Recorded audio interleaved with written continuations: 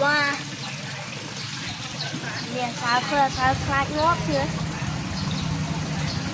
ngọt à xô đấy ra nè xô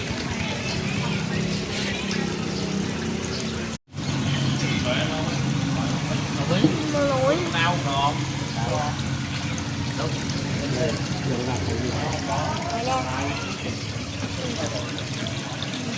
lối lối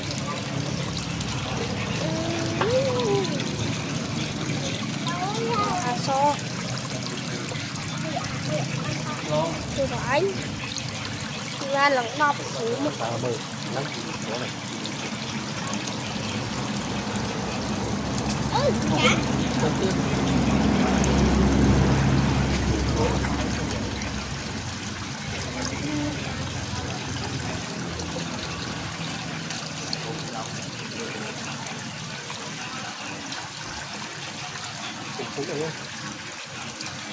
biết ăn cho xí bên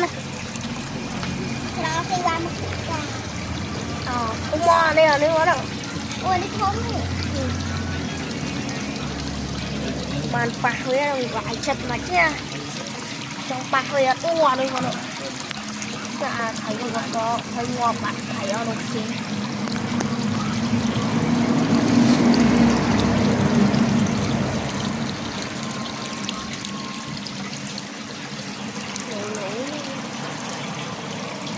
màu mồi này thế đó đại khối Bà thao khôi cho được.